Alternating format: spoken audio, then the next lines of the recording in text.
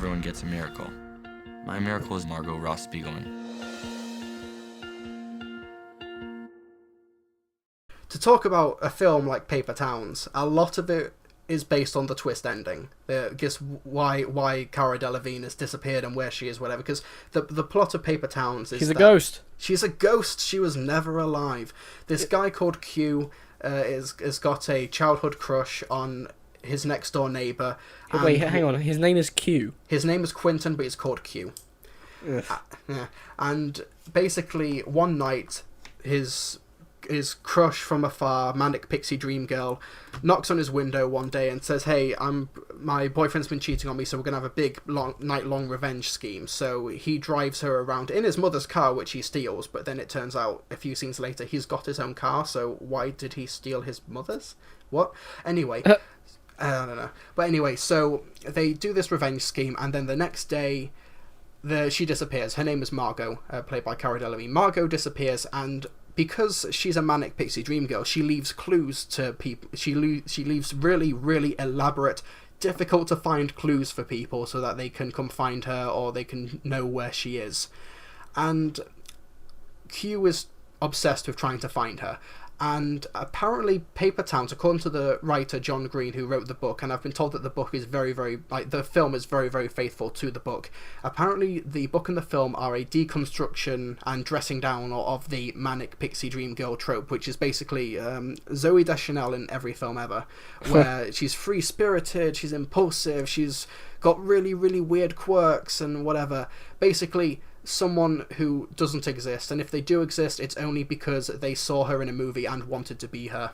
Yeah. And really, Paper Towns, it's so sincere and it's so confident in the message it's portraying that it actually comes across as very, very insidious, because not only is it not deconstructing the myth of the manic pixie dream girl, it is solidifying it. It is pandering to the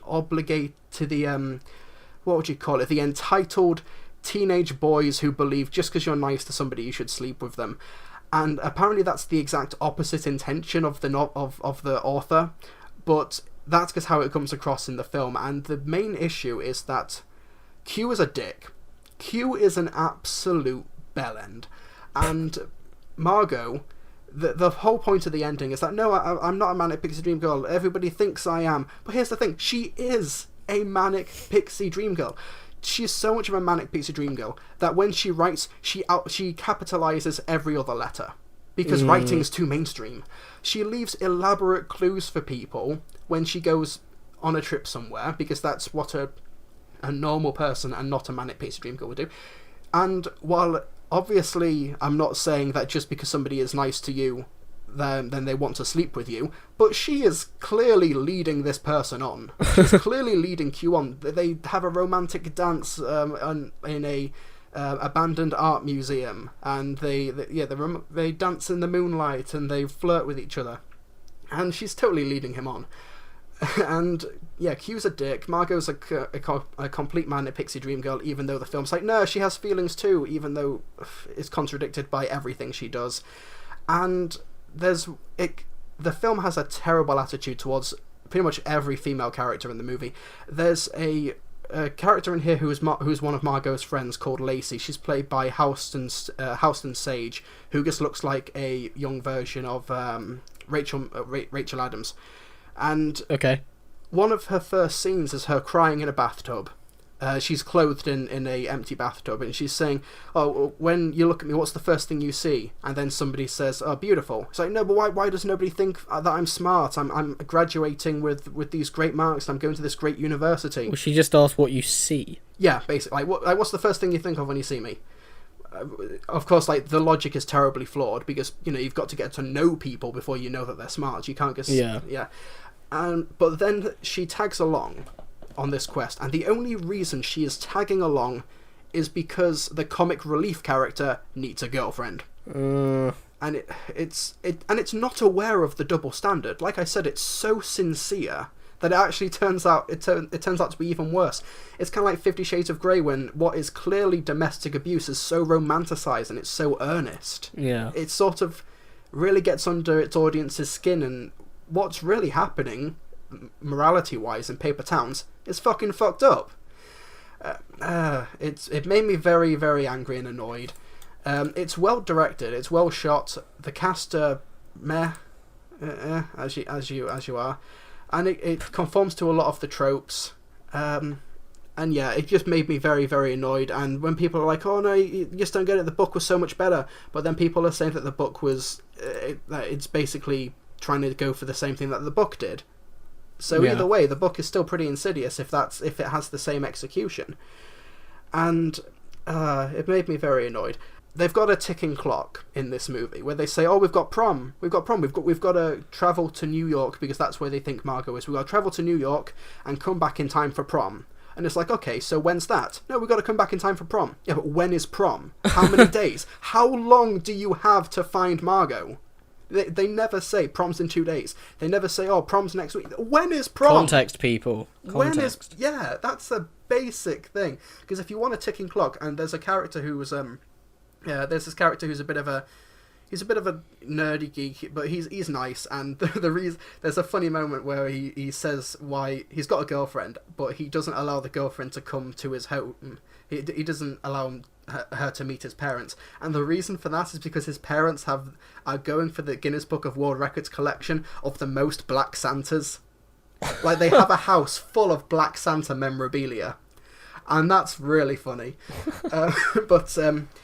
Yeah, and he's sort of like, we've got to get back in time for prom because I've got a hair appointment, she's got to get her nails done, we've got a limo, we've got all this, and it's like, great, when is prom? Yeah. When do you have to be back? And he just goes on and on and on, and it's like, when?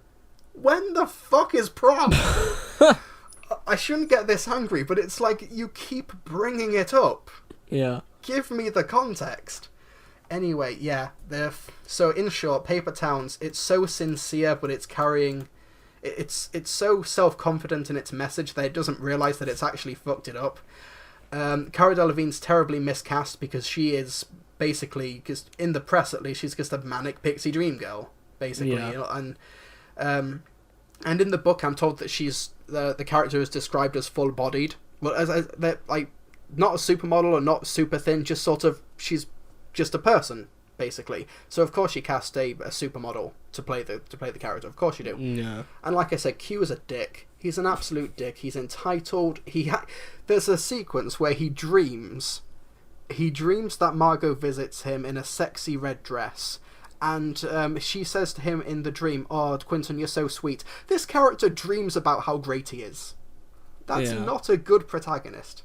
So yeah, I'm currently working on my review, which will be fully spoilerific, so if you have problems with it, and you're like, oh no, but why aren't you giving examples? You can go to that review, so expect that in the next couple of days. I'm sorry to rant at you, Sam. I don't mean it's to take okay, my I anger enjoy out it. on you. I'm glad that at least... I'm sorry you had to suffer such wretched terribleness. Like, I just expected it to be sort of cliche and derivative. Like, The Fault in Our Stars is just, mediocre. But Paper Towns is just really pretty shit. Like I said, it's well filmed shit, and it's really sincere, but that's sort of the problem. Yeah. So, yeah, it's worse than Pixels, in my opinion. That's because Pixels just disappointed me, whereas Paper Towns was like, if people take the message and the execution of this movie to heart, if this next generation of teenagers actually sort of looks at Paper Towns and thinks, yeah, that's the sort of relationship we should aspire for, that's the sort of values we should have on women, and that's the sort of attitude that we should have towards them. Believe me, they already do. But then they'll look at this and think, yes, I was right all along. Yeah, exactly. And it's like, you dick.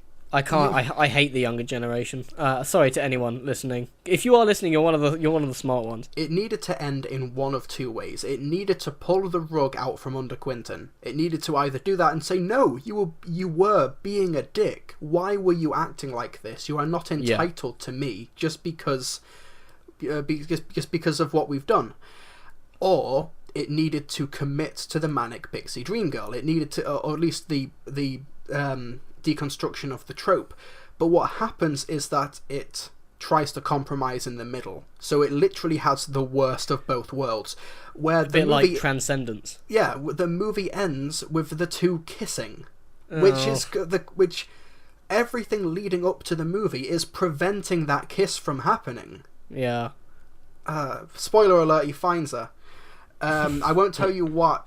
There's a lot of question because the whole thing is that she's a mystery and that she doesn't want people to think of her as a mystery. She wants people to think of her as her. But there's a lot of mystery. But she leaves a whole bunch of clues and stuff like that. And when she's there, it's sort of like, how did you afford to get here? How are you affording to stay here? There's... Moving on! I hate paper towns. Shit. So check out my review. That should be fun. Yeah, it's worse than Pixels. That should go on the poster. And on the Pixels poster, it should be not as bad as paper towns.